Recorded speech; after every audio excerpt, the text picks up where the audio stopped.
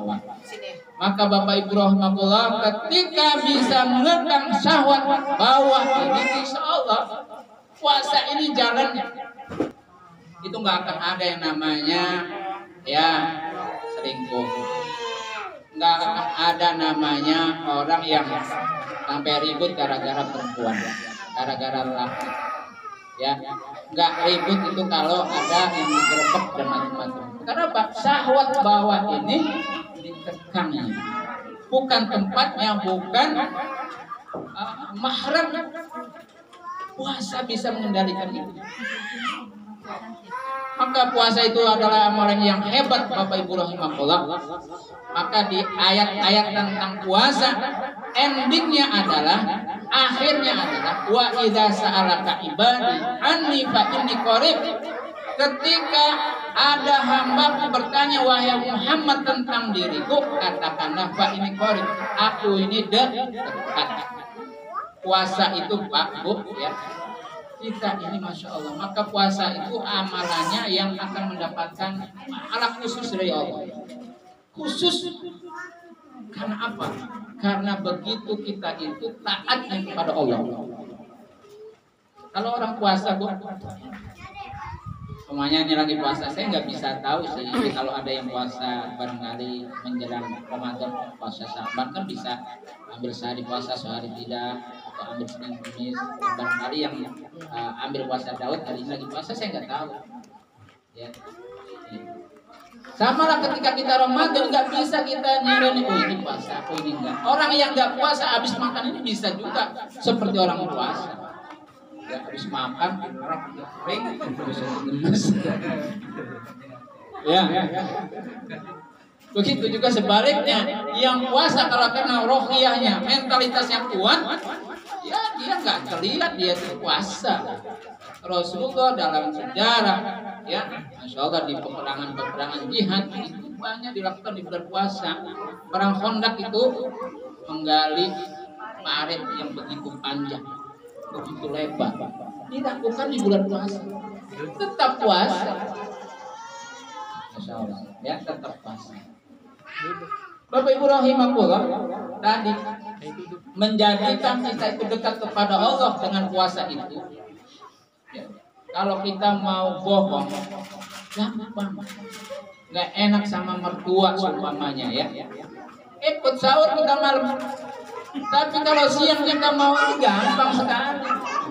Ya Bapak Ibu pergi aja ke pasar sana, itu banyak rumah makan setengah kaki. Setengah kaki, yang kelihatan cuma kakinya.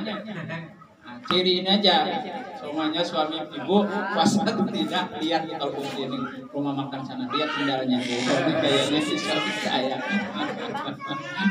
Gitu ya, jadi gampang.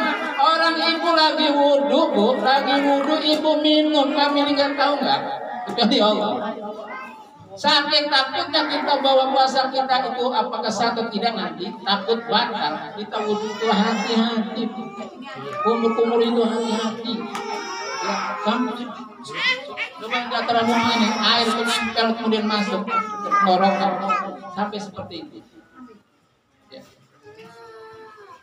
Sampai-sampai ketika ibu-ibu nyicipin pun boleh nggak dalam puasa? Tapi boleh. Pemain ini ibu lagi nyambel atau nyayur rasanya asin atau pedas atau apa. Cuma jangan langsung dimasukin. Diudahkan. Udahin. Ini anak ada. Ini anak-anak kita ini sebenarnya kalau mau di pusat bangun gampang. Ya, cuma karena kita merasa diawasi Allah, wa idza sa'alaka ibadi anni fa inni qarib. Jika ada umatku bertanya, hambaku bertanya kepadamu Muhammad, katakan bahwa aku ini dekat, lebih dekat dari urat nadi kita itu Allah. Maka sebenarnya kalau puasa ini terlaksana dengan baik, hasilnya bagus, tidak ada korupsi. Dijamin jalan itu bagus, dijamin bangunan itu bagus, dijamin kerjaan itu bagus. Kenapa? Orang yang melaksanakan bangunan, pemborongnya takut sama Allah. Ini anggarannya segitu. Bupati, presiden, gubernur takut, nggak boleh motong ini, memang anggarannya. Allah menunggu bersama kita. Masya Allah, ini kalau puasa itu betul-betul. Bapak Ibu rahimahullah, mengekang syahwat. Wahai para mudik, kaitannya dengan kemudahan. Kemudian habis waktunya. Kasih. Jam 11. Terus arakin, terusin enggak? Terus ya. Pak, terus enggak, Pak? Terus ya. Baik. Kemudian bahwa puasa itu membuka pintu surga. Ada salah satu pintu di surga itu adanya namanya Babu Royan. Babu Royan ini diperuntukkan bagi orang-orang yang puasa Ramadan. Puasa Ramadan. Maka di dalam hadis sebut, ya, sesungguhnya di surga ada suatu pintu yang disebut Ar-Rayyan. Orang-orang yang berpuasa akan masuk melalui pintu tersebut pada hari kiamat. Selain orang yang berpuasa tidak akan memasukinya. Orang yang berpuasa akan diseru, mana orang yang berpuasa? Lantas mereka pun berdiri. Selain mereka akan memasukinya. Jika orang yang berpuasa tersebut telah memasukinya, pintu itu akan tertutup dan setelah itu tidak akan lagi dimasuki orang lain. Babu Royan, orang ahli puasa, ya, khusus tuh. Jadi kalau sudah habis dipanggilin, kumpulin kayak kita, ayo siapa yang ahli puasa, masuk nih kamar. Kira seperti itu. Masuk. Udah masuk semua, masih ada ketinggalan. Karena bukan ahli puasa, ya sudah tutup jegrek. Ya ini surga. Ya, Masya Allah. Mudah-mudahan kita termasuk orang yang akan masuk surga melalui pintu Babur Royan. Ya, Masya Allah. Selanjutnya, Bapak Ibu rahimahullah, bahwa puasa itu memiliki waktu yang mustajab. Waktu yang mustajab itu waktu saat-saat kita berdoa, doanya dikabulkan oleh Allah Subhanahu wa Ta'ala. Masya Allah. Apa diantaranya, Bu? Saat-saat apa?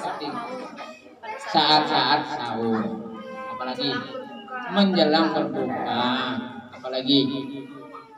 Jadi menjelang berbuka itu bukan lihat sinetron. Bukan juga ngabuburit gitu ya. Bukan.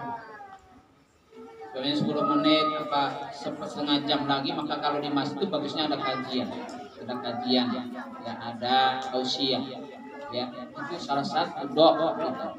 Setelah itu ditutup dengan doa bareng-bareng atau doa masing-masing memohon kepada Allah apa yang diinginkan sebelum kita memulai dengan berbuka. Berdoalah kita kepada Allah.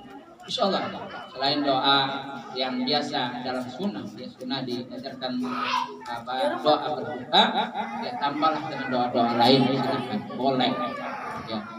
Termasuk di dalamnya selama bulan Ramadan itu ada saat-saat ya doa yang mustajab adalah di malam-malam ganjil.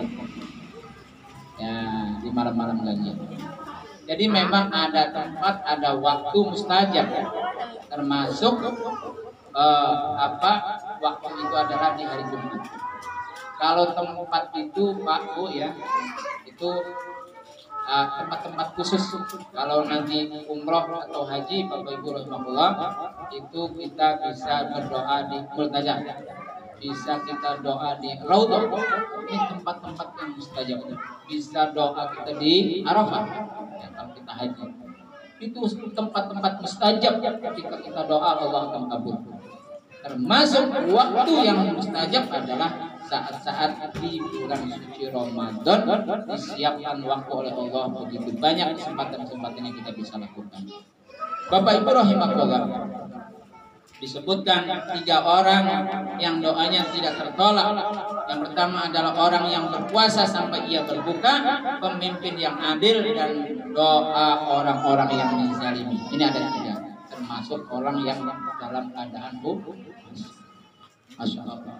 Artinya sepanjang kita masih puasa dari kita terbit matahari sampai terbenam, itu Masya Allah ulang doanya banyak.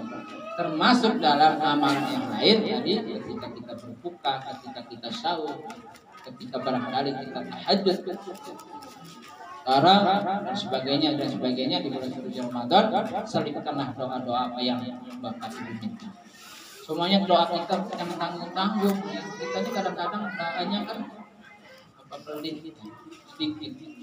Padahal kalau doa kita minta uang boleh langsung. Kalau kita kan pikirannya apa iya kalau ngasih rumah. Nah kita kan kayak gitu pikirnya.